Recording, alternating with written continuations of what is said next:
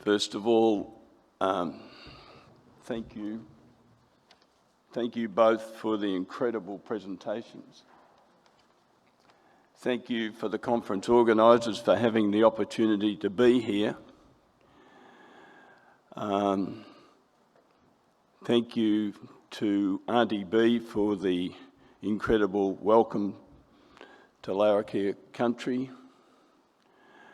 I can't help all the time think about the fact that while I've been welcomed onto this country, onto this land, I'm still part of the colonisers who came here unwelcomed and have never fixed that. And right at this moment, we're in the middle of a debate in this country about whether we are going to try and right the wrong of 250 odd years ago. And it's frightening. I find it, as an Australian, as a descendant of the colonisers. I find it, I'm fearful about the attitudes that we have somehow brought to this country that are so destructive of a people who know this land, who've lived in this land for 65,000 plus years, who know what the issues are, who know what the answers are, but after some 200 odd years, still do not have a voice, are still not listened to. You and I have been privileged this morning to hear voices from First Nations people, as we did yesterday and we will in the next couple of days. But we're very privileged to have that opportunity. There's not many, and I'm talking about Australians, and maybe it's true right around the world, there's not many that have that opportunity to hear those voices. And I think with that privilege, we have a huge obligation to work to try and change the kind of societies that we've got, that we've built. We talk all the time, I hear our government people talking about rules-based international order. Whose rules-based international order? Who decided on those rules? We're all the time living a life somehow, and I'm talking about me, I'm talking about me and my people, that we know what is right for other people. And when it comes to I have a speech here that I was going to give, I'm not going to give it to him. When it comes to the theme of this conference, working on the edge to deepen connection to community and culture, let me say that my people do not have community. My people, I'm not sure if my people have a culture, but we're certainly not interested in culture.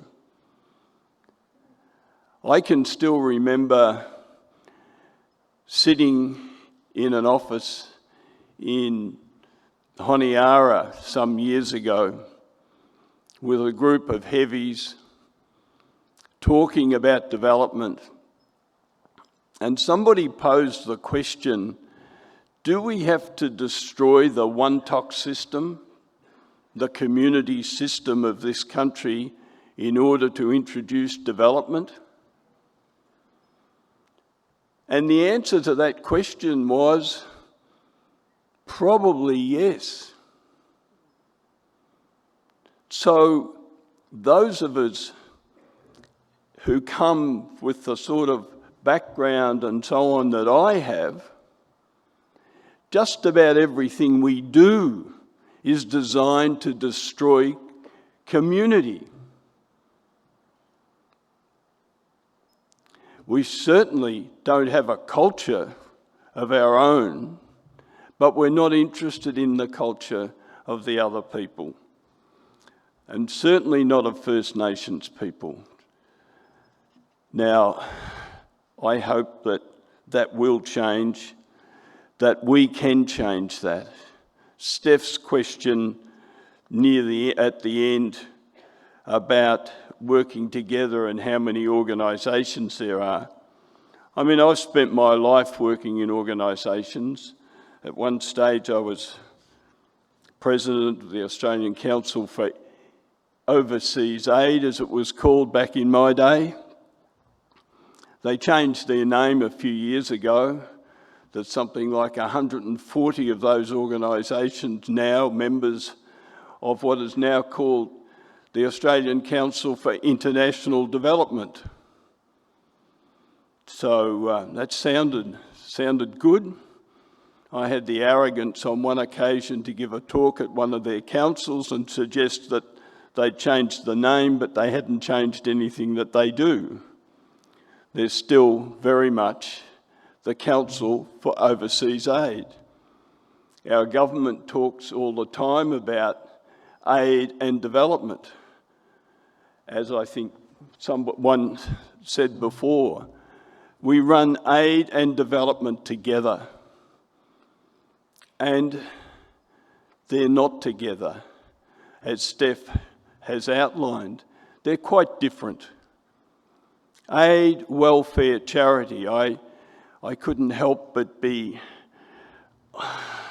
embarrassed, I think, a little bit by the speech by our minister, who I have a lot of time for. But he talked about charity.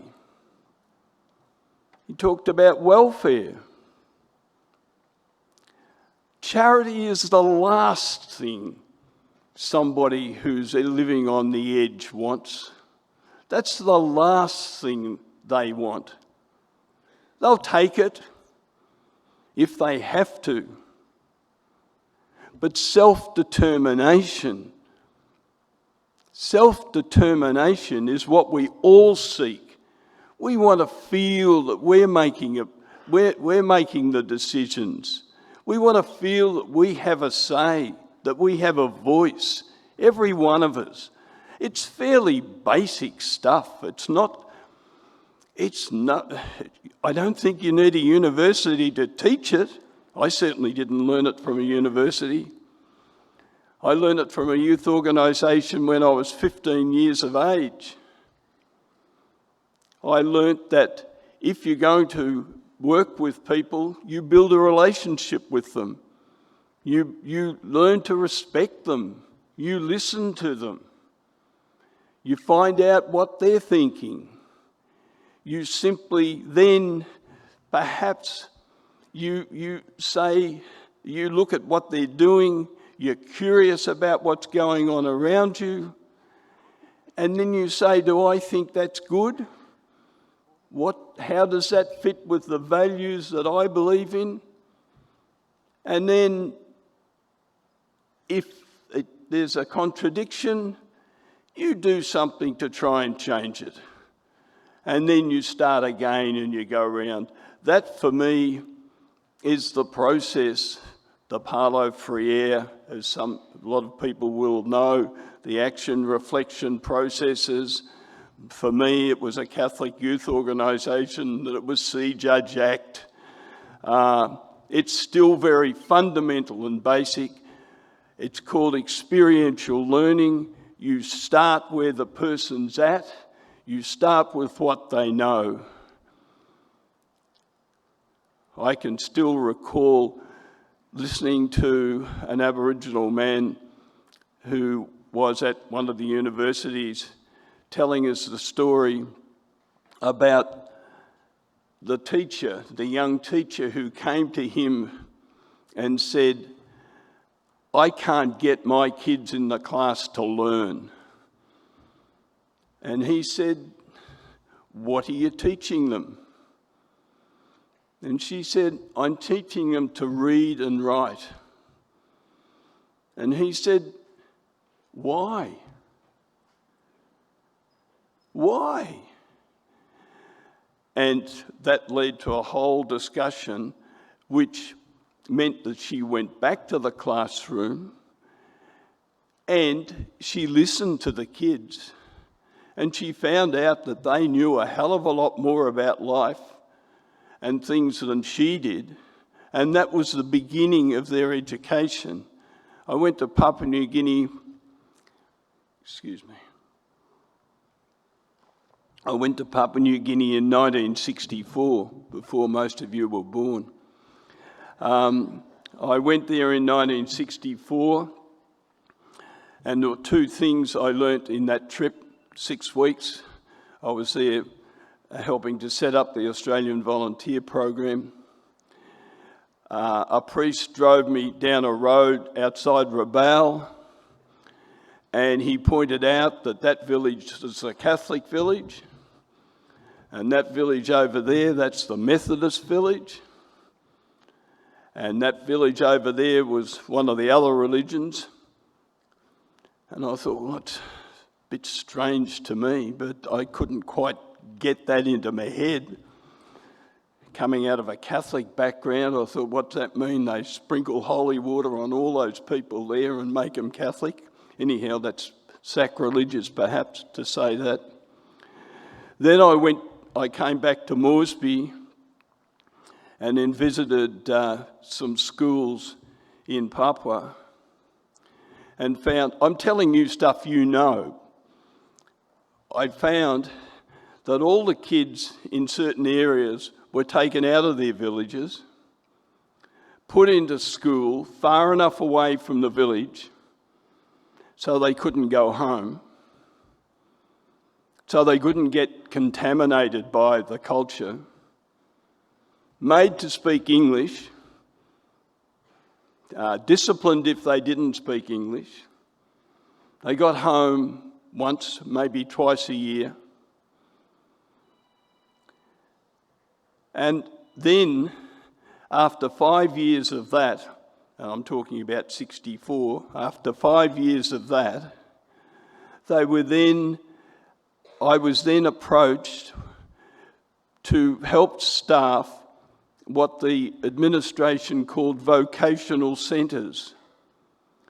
And the vocational centres were to provide 90% of the children who'd been through 5 years of primary school with some sort of skills that they could take back to the village, because there was no secondary system that they could go on to. And I can remember saying to the administration person I was talking with, why don't you call them rehabilitation centres? They're not vocational centres. You're just trying to rehabilitate these people who've already destroyed their understanding of their culture. And a lot of those kids, of course, didn't go back to their villages. They went and lived on the fringe of Moresby and Rabaul and Ley and other places. And we, white fellas, have the audacity to refer to them as rascals. Who produced the rascals? Didn't the system produce those sort of people? I'm not sure how much further to go with that, except to say that we've known for a long time that the sort of Western system of education, politics, and economics and so on is not something that fits very well with community. It doesn't fit with community. The banking system in 1975 in Papua New Guinea, when independence came, the communal system of savings and loans was very, very widespread in Papua New Guinea pre-independence, until the ANZ Bank went in from Australia, and of course the whole banking system destroys the communal money system. So we have a systemic problem that we have to face if we're really serious about listening to First Nations people. It's our system. We have to change. And the problem is, for me, that development is being used as a term, and often in programs, and to pacify rather than to change. The number of times that I hear of development workers, unfortunately, being attached to some place, and I've been part of it, putting volunteers in one place in Africa alongside a mining company that has come into the country and wants to do something, my words, to pacify the community by providing a clinic or a school. Now, there's nothing wrong with providing a clinic or a school, but the rationale for that is something you can't live with. And I suppose my plea is not just listen to First Nations people, but we have to work with First Nations people on the programs and the processes and so on that they know and understand. The thing I've learnt in the last 20 years of being involved around what is now community first development is how important self-determination is. I'm not sure we should continue to use the word develop or development, because I think it's being misused everywhere. Let's start to get a language that explains exactly what we're on about. The words that I would want to use are self-determination. I think I should finish at that point, but thank you all. One last thing. There are enough of us. There are enough organisations. There are enough people who really do believe in this kind of development that we've been talking about. If we could only work together, come together. The problem is money, and there is a lot of work that can be done with very little money in the development field. But the problem is, I'm part of an organisation for East Timor, which is a friendship group from the city of Port Phillip in Melbourne and Swai-Kovalima in East Timor. There's a program running there. There's a community centre there now that's got something like 30 staff, and it's working extremely well on something like $200,000 a year, the whole operation.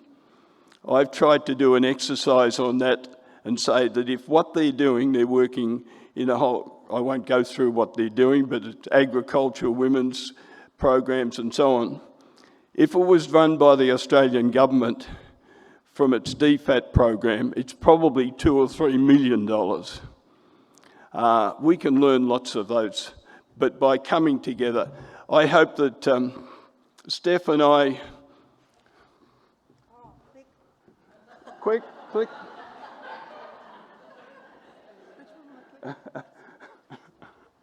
Is it there? No. Anyhow, that's the book I was supposed to plug. If you want to know anything more about me, I'm a could have been and a has been. And the book's about what I did in between being a could have been and a has been. And somewhere up there it is. Is it tomorrow night? Tomorrow night, we're going to have a yarn about some of these things, and hopefully have a discussion with people who would like to come and sit and talk about some of the issues that Steph and myself have raised, and particularly to talk about community first. And the book, I'll bring some along so you can have a look at it. But that's tomorrow night. But please, I know some of the things I've said sound fairly tough, I suppose, and Steph's the same. Let's talk about these things. Let's really open the conversation up. Let's be honest with one another. Let's respect one another, learn from one another, and particularly my mob, keep your mouth shut, get your ears and eyes open, and listen to First Nations people.